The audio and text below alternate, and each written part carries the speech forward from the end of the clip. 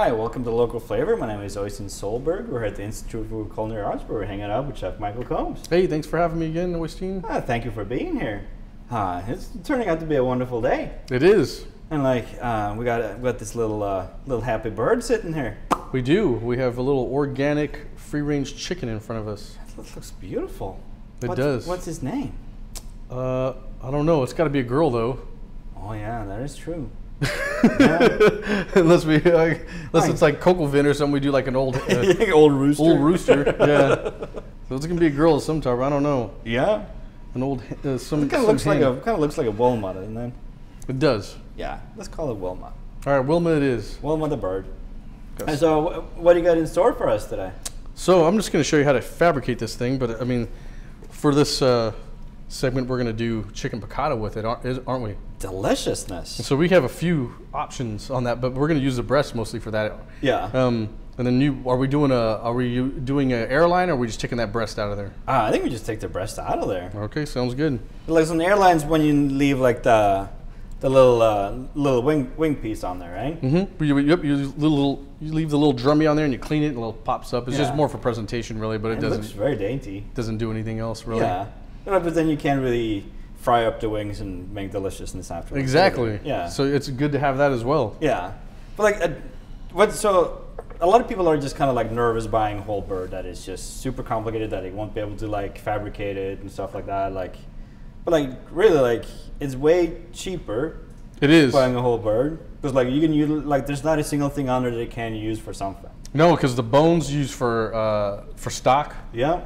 If you don't want to make chicken wings, because chicken wings are good though. They're delicious. And if you're just like, there's only 2 of them, I don't want to do that, you can put them in your stock as well, which actually helps make really great stock. Yeah. So then you can just, instead of buying your own stock, make your stock, put it in the freezer, that way when you need it, boom, it's ready to go. And even if you go to some place like a farm or whatever and there's feeder on it, the feet can go in the stock as well to add the little collagen in there. It gives it some body. The only thing that's not really edible would be the nails. We got the feet on there. Yeah, true. The nails. I mean, you can use those too. After you get done, you can use them to pick your teeth. Totally, yeah. Everything's usable. Awesome. 100%. Yeah, 100%. All right, so how do we start fabricating this thing? So since we're gonna kind of looks like a dancer, doesn't it? It does. Look at this guy. Like a chicken dance. Look at this girl. But you're gonna notice a few things on it, since it is kind of a different type of bird. You're gonna notice the breast is more elongated, right? In the skin, it doesn't have all this water in there. Sometimes some of those cheaper brands, that they'll sometimes have a lot of the skin's real droopy. Yes. On it, and so it has a bunch of water in there, and it's most of the time they're pumped with a saline solution, so that way when you eat it, it's nice and tender all the time, and all that good stuff. But really, if you get good chicken and it doesn't have any of that, it's even better in my opinion. Totally. It has better flavor, and it's still very tender. So totally. I mean, they cost a little bit more for a bird like this. I mean, we probably pay about $11 to $12 for a bird like this. But really, when you the amount of meat and stock and amount of value you actually get out of it, it's totally worth it. Right. Because just buying chicken breasts, sure you can do that too, but it gets pricey. It does. Especially if you want a good bird. And you're paying more for it. Yeah. And you're paying a lot because they had to fabricate it, because they put more work into it, right? Totally. Yeah. And so that's why you're paying for more for just breast or whatever. But it is true. They hands down, more people buy the breast more than any other part of this chicken out there, because it's lean. But the dark meat is amazing. It is. It's good for braising. It's good for a lot of. We won't use it this time, but it's excellent for braising, for that sort of thing for a long time. Good in the winter. You can always just store them up and put them in the freezer if you want. And one day for the winter, you can cook them all up. Soups. Yep, soups. Or just marinated and grill it for chicken tacos type thing. And stuff like that. Perfect. It's really good. I'm actually I'm a thigh guy. Yeah. Dark meat and that sort of thing. I think we're all thigh guys. Because dark meat, my opinion, it's just the flavor. And then I don't trust people every time. They always try to.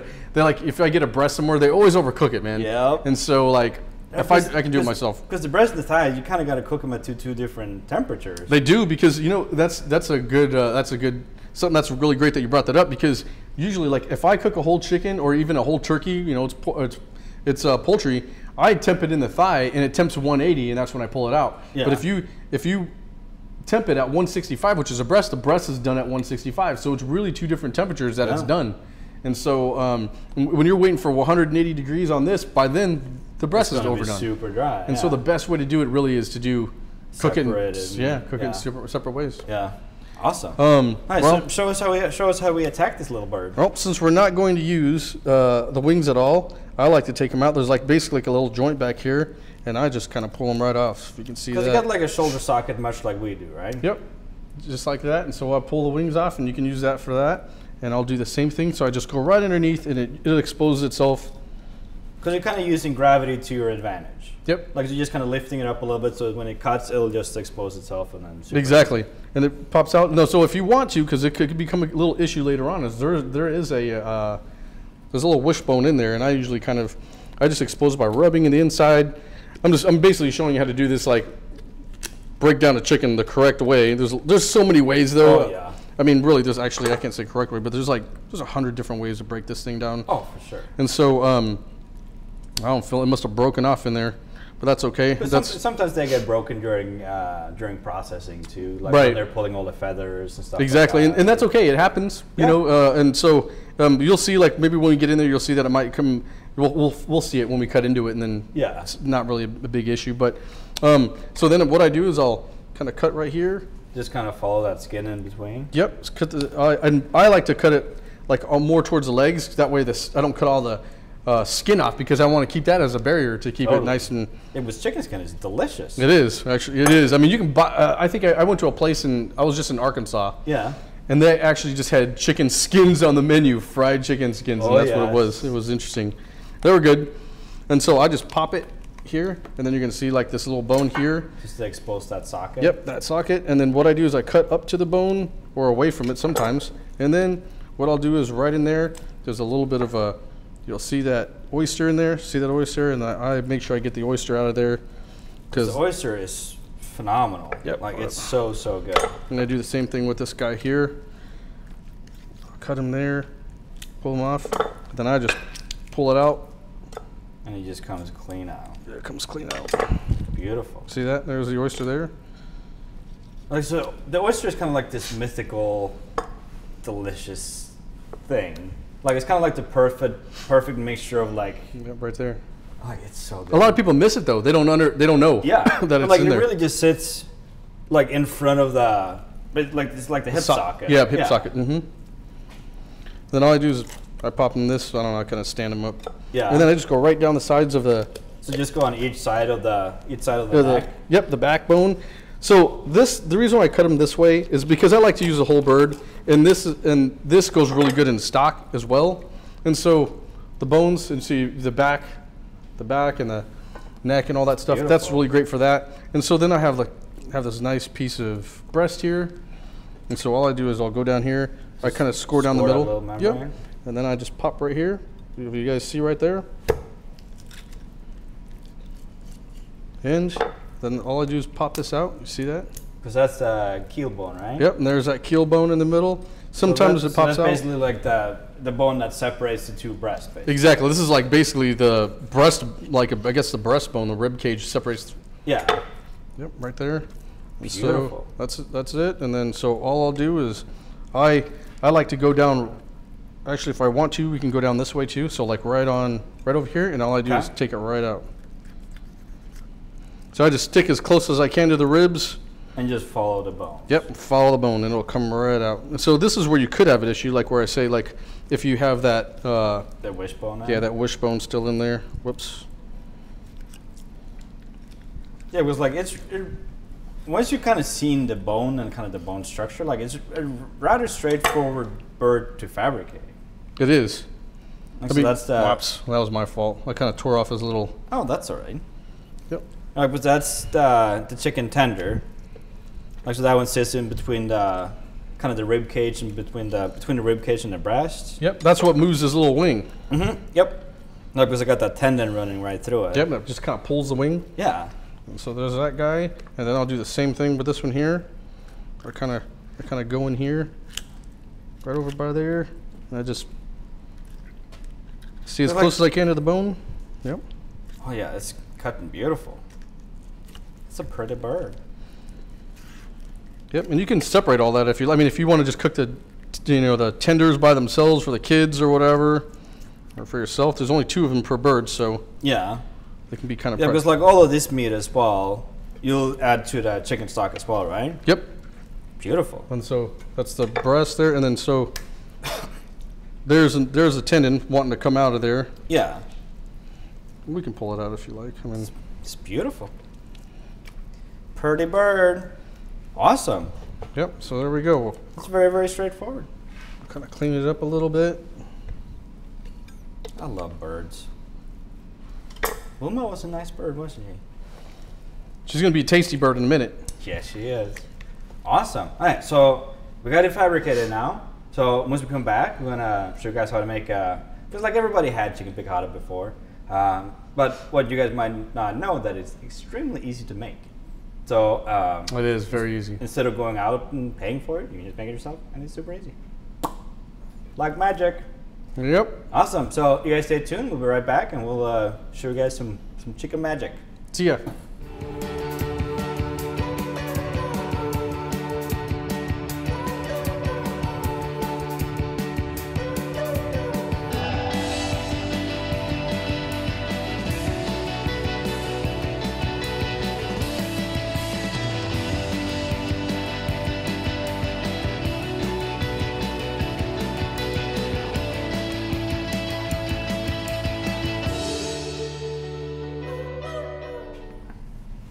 Then we're back here again at Chicken Doodle Land, and we got our chicken. We got our chicken breast.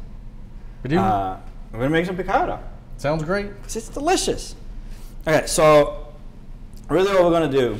So there's a couple different approaches. Like some people do eggs and flour. I like going flour and eggs because I think it just kind of sticks on there better. So we're gonna start with some eggs. And this is kind of like the way I like to make it. Some people do it differently, and that's okay. That's up to them. Yeah, really, there's a lot of different. There's a lot of approaches to things. Different ways, yep. But this one's worked out good. It's pretty tasty. Gonna give it a good old healthy pinch of the salt. The salt is delicious. And then we got some basil right here. A little bit of fresh basil out of our garden. Yeah, it looks delicious. It does look good. So a lot of people will use parsley here as well. Man, you can smell that. Oh yeah, it's el fragrante. Yeah, that's true. You can use parsley too. I've seen parsley in place of it. Totally. Or maybe both if you like. Totally, yeah. But like it's summertime, it's basil time. And basil and lemon, because we're going to do this with like a little lemon caper sauce. And basil and lemon are like best friends. They do. They go very well. Matter of fact, you can even get lemon basil. Yeah. And like it's silly good. Basil. So I'm going to cut it. I'm just going to chiffonade it. Just get it fairly fine. This will just kind of help, just kind of even distribution and kind of seasoning on the chicken. Just so you not like have like half a leaf just kind of strewn in there. Just got a little mix. And then boom. And it looks like a total excessive amount, and it really is, because it's worth it. That's, I don't know, I think the best reason for anything. It's just worth it. And then we got to cheese it out. So we got some Parmesan, and you're gonna grate it pretty fine. So we have a microplane here. Yeah. So if you have a box grater, probably just the finest one you got, right? Yeah, you can use a box grater as well, or you can just use like a food processor, use the grating attachment. Just don't use the pre-ground Parmesan. Like I hate that stuff. It's more sawdust than it's cheese. Like there's actually a law regulating how much sawdust there can be in that stuff. Really? Yeah. Like it's ridiculous. I guess so. It does sit on the shelf too, like the green. You mean the green stuff? The green round can that lasts like forever. Like it says 100% natural, but man, you should try to read the back. Yeah, there's like laws and regulations on like how much sawdust they can add to it, and like I don't want to eat sawdust. Oh. That's just seems like a generally bad idea. This would actually make a really good omelet, just the way it is. Oh yeah, like a frittata. Ooh, like a chicken frittata instead of piccata. There you go. I like it. Or you can still. All right, so it's super nice and cheesy, super delicious. We got a little bit of flour here. And we season every step. So we're going to season the chicken, we're going to season the flour, we're going to season the eggs, like the whole process. That way when you combine them, you won't just have a like a bland layer in there. Yeah, that's true. So what we're doing is layering flavors. Totally. And you do that. I mean, I do that the same way when I cook all the time, and you can definitely tell if you try something side by side that's done those two different ways. You'll be able to tell the difference. Right, because if not, you're going to try and overcompensate and over-season the chicken and under-season here. But like, why not just season everything equally? Yep. And then you kind of take the guessing work out of it. Next time, just salt and Parmesan in with the flour as well. This is just regular all-purpose flour. If you wanted to, you could use like Wonder flour that's a little bit finer as well, and it works out fine. But all-purpose works out just fine. Yeah, Wonder's some great flour. It does really good with fish and. Totally. Like, it's just a lot finer, so it doesn't need as long to rehydrate. So that's why they use it for like gravies and stuff like that. Like, it just cooks out so much faster. It's kind of magic. All right, then we got our wonderful, wonderful pollo. Hi, well, Mom. Okay, so what we're gonna do, we're gonna peel the skin off of it. Because you don't wanna, like, skin is good, but it needs to be crispy to be good. So we're gonna take that out. You can still save that and make like little chicken cracklings and stuff like that. Like, it's really, really good stuff. But for a piccata, it doesn't make that much sense. No. So we'll take it off of there, and then we're gonna cut kind of at an angle and try and get a pretty decent amount of surface area. So you're doing like almost like a scallopini style, where we're basically just instead, Yep. or you can pound it out if you like, right? That'd be another option. Yep, that will work too. I kind of enjoy them because like get them smaller so you get like lots of surface area. Yeah. That way you get more of the breading stuff. Good idea. So you get tons and tons of delicious. So that way you don't have a big thick piece of chicken and then you only get a little bit of breading on each Exactly. one, so you get to get some breading with every bite. Exactly. This way. And it's nice and thin, so it'll cook fast. Oh, good idea. Super easy to deal with. And we're also gonna give it like a little punch in. He's mad at the chicken. Yeah, but like you don't have to, like, since you're slicing it pretty thin, you don't have to punch it very hard. You can use the bottom of a pan as well, but like since it's just like a very light little poundage, just use your fist and it works out fine. There you go. Take out some aggression. Yeah, you're gonna give me a little sprinkle dinkle of the salt over there. Yep, you bet. So we'll do a little. All right, because now I got chicken on my fingers. Like if I were to start dipping my hand in the salt. Cross contamination. Exactly, and that gets sketchy. So have a helping hand. There you go. It's magical. All right, so I'm gonna take our chicken pieces. I'm gonna go in the flour. And kind of toss it around a couple of times. Shake off the excess. Right, so it's just a very nice light dusting. Then once it goes in the egg mixture, I'm going to keep one hand in the egg mixture and one hand with the dry. I'm just going to toss it around. And then since we do the flour first, it'll help the egg mixture stick on there, just a nice even coat. All right, so one hand on the dry. That's where a lot of people go wrong. Like they use both hands for everything. Then you get this big glop. Oh, it's horrible. But right now, like this one's nice and dry, easy to deal with. And this is a good trick though. So like when I make fried chicken, I actually use the same trick with my egg mixture. I put all my seasonings in the egg mixture. Yeah. Instead of on the chicken all the time and in there, because it holds on to so much. So I put my chicken in there, and then I put it in the flour, and it holds on to so much more. And flavoring. It's magical. And like when I pull the chicken out of the egg mixture too, like I want to make sure not to shake it off. So I just kind of pull it up gently and try and get as much herbs and cheese and deliciousness just sticking on there as possible. There you go. Deliciousness. All right. We got our chicken ready. We're just about ready to start cooking this stuff. I agree. Start cooking it up. And that happens really quickly, doesn't it? So it does not take long at all. So we're going to make a little sauce to go with it. Yep. And then we're going to eat it. It's gonna be a good day. All right, I'm gonna go clean up. You guys stay tuned. We'll be right back. We'll show you guys how to piccata it up in here. There you go.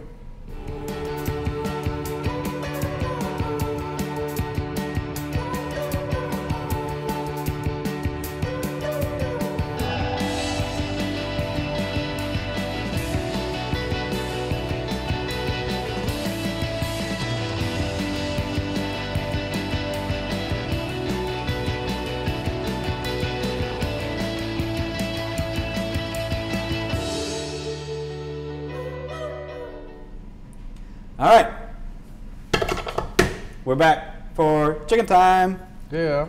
I'm excited. Yay. Doing some chicken piccata. Yes, we're good excited. Okay, so we got our chickens that we dredged in all this wonderfulness. I'm gonna start out a pan, and you want it to be hot, but not like too crazy. So this one's a little bit toasty, but that's okay. We'll make it work. It's gotta be careful though. I mean, right? So if it gets hot like that, just take it off the heat and. Oh yeah, and like the butter will cool it down a little bit, because you don't want the eggs to cook too fast and any of that stuff. And then the chicken will be raw, right? Yes, yes. So nice and browny butter. We'll put our little birdies in. Make sure they're just nice and covered in deliciousness. There, and then you're just gonna cook along. Like, so now you're starting to smell like cheese. You smell basil. You smell you can smell the basil, and butter, and deliciousness. Yeah, the butter. No kidding. All of that, really. I mean, you can smell all of it. Oh yeah, it's gonna be good. Smell the butters. So to go with this wonderful chicken, we're gonna make a little pan sauce. So that's the reason we're using this kind of pan as well. Like, because like when you're doing egg things like this, like you don't want to use like a cast iron like you were cooking a steak. Like it's too hot. Yeah, it's too hot, and like the eggs will pick up a lot of the funk in the pan. Get all little black pieces, all that stuff. I mean, really working in restaurants, I mean, honestly, some of these cheaper pans like this, I liked because they got hot so fast and they also cool down fast. Yeah. And so you can but the only, caveat against that is that they can get hot spots, but you got to know how to work them. Yeah, because like they'll warp and they can get kind of funky and whatnot, but it works out all right. Look at that. Yeah. So just like a very because like it's not getting a very dark sear on it. Like it's just kind of like nice and golden happiness. Like yep. that. And so you're doing a real low cook right now because that pan was pretty hot, and so you don't want to overcook those eggs out there, but then you still want to cook the inside of that chicken. So it's just a happy little sizzle. Okay, so for our sauce, we're basically going to make a little brown butter sauce. So I'm going to mince up a little bit of shallots. They don't have to be super fine, but I don't know, fine-ish. And that's another reason we're using this pan as well. That once we get the chicken out, we're going to use that same pan to make our sauce. Actually, we already got a lot of the same flavors from the chicken and the breading and stuff, and you kind of get to incorporate that into the sauciness, which is always a good idea. Yep. So you're making so this sauce is an a la minute sauce, right? Yes. Which means in a minute. Yeah. So it's just a super easy little pan sauce. So it's like, because you're gonna have like little pieces stuck in the bottom of a pan and stuff like that, and that's wonderful because that's all flavor. So once you start building the sauce in that pan, you're gonna deglaze that pan and just help transfer that flavor, and it gets really good. Right, because you got that nice, wonderful. Because that's another reason you want to get the butter too brown. Like it'll get bitter and really funky and weird. But like now it's just nice and brown and just awesome looking. Yep. So you have to kind of take it easy and watch the heat really on something like this. And what's really important about a la minute cooking is that you have everything in arm's reach. Like you cannot be running to the other side of the kitchen to go grab something you forgot. You have to have it all right here. Yeah. So we're going to throw in our shallots and kind of start the beginning of our little sauciness. There you go. So you're kind of using that whole pan, aren't you? So you move the chicken on the outside of the pan to kind of slowly cook too. Right, because it'll kind of bring the temp on the chicken down, and I'll start making a little sauciness over here. Right, because there's a lot of surface area on this pan, so which is good because you're going to be doing a lot of things at the same time. You just got to make sure you're keeping it. That looks great. Yeah, like it's just nice and wonderful golden. So it's not a super hard sear. Nope. And like the pieces are thin, they'll finish super fast. And that's only one chicken breast. Look how far that kind of goes. And yeah. Piccata, like you can serve it with just about anything. Like like you can do it with pasta, you can do it with a salad, you can just do like some roasted or sauteed veg. Could hit it with a little bit of white wine. All right, so this will help deglaze the bottom of my pan. I can get all those soups out of the pan, and it starts getting really tasty. And then we got some capers. Yep. So these are regular capers that we rinsed off a little bit. Yeah, because we just don't. Because sometimes that brine taste I mean, if you like that, that's fine. But it can get a little strong. But you want to taste the garlic. I mean, not the garlic. I'm sorry. You want to taste the butter. You want to taste the lemon, the white wine. And so sometimes it can be pretty strong. Yeah, like it's a very overwhelming flavor. Like if you don't cook it, if you use it like in a like a mayo-based sauce or something like that, Right. like then you can get by with not rinsing it. But this one, since we're applying heat, that's only going to intensify the briny flavor. That's right. And the salt and everything in there, it can get pretty salty. It gets funky. You're going to add our butter. And we're just going to let it sizzle a little bit. There you go. You just kind of gonna want to fold it in there, so you just that way it doesn't break. And yeah, you know, honestly, sometimes it does. I mean, if it does happen, it happens. But yeah, it's like, kind of one of those dishes, though. Like because like a lot of times, like I just do the butter before the lemon and just let it brown a little bit. Okay, that's a good idea. And it works out really, really nice. Yeah, so like I kind of like it broken and just because like we're not trying to do a beurre blanc. Right, like where you want it like totally emulsified and perfect. Yeah, this is kind of like the sloppy seconds cousin of the beurre blanc. Like it's just very rustic and homey and delicious. Like And there's always really lots good. of sauce, and that's why I think like it goes good with like potatoes, mashed potatoes, or even roasted potatoes. Totally. Pasta, you'll very often see it with pasta, right? Yes. Even yes, with yes. salad. So if you want to go low carb, I mean, really, it's fairly low carb. Yeah, it's just a little bit of butter. Nope. It's Yeah, not- and then not too bad. that goes great with salads too. Yeah, It's really vibrant, and right now you can smell the shallots, you can smell the butter, you Totally. can smell the capers. and if you wanted to go, like you can easily make it gluten free too. Like just omit the flour. There you go. Or just use rice flour or something like that. That's Like- true. Like there's a lot of substitutes that can be made. Like so, all the white is cooked out. The butter is kind of starting to brown a little bit, starting to get more like nutty flavors, and kind of brings out a bit more of the caper action. We're in a very, very good spot right now. Gonna give it a little squeeze of the old lemon, just to kind of freshen it up. Then we got some bit more of that basil. And then I'm just gonna turn off the heat and just That's it. toss it in. When you finish with we always finish with the herbs. If you keep cooking herbs, they'll kind of cook out that flavor. So that's what we usually finish with the herbs fresh. And lastly, And then just a good old chunk of deliciousness on there. And then we can just shave a little bit of cheese on there. And it's a very rustic, just super simple. Alright, so this one like just nice little big chunks of cheese on there. Alright, so that way they just won't melt on there like instantaneously. And it just looks, that looks pretty happy. yes, it looks great. Look at that. Like it's just buttery, glistening, chickeny deliciousness. We need to eat this. I know. It looks like I want to eat it Like- like right now. Like fast. It's like I'm excited. Thank you so much for hanging out and Hey, thanks for having me. kind of schooling me on chicken fabrication and whatnot. Always good times. Always good times. Be sure to check out our website for recipes and pictures of Micheal and all other kind of shenanigans. I don't know what's on there. Like, all sorts of stuff, I'm sure. We always put new stuff and update it. Yeah. So thank you guys for watching. Be sure to check out for future episodes and other shenanigans and whatnots. And thank you guys for watching. See you.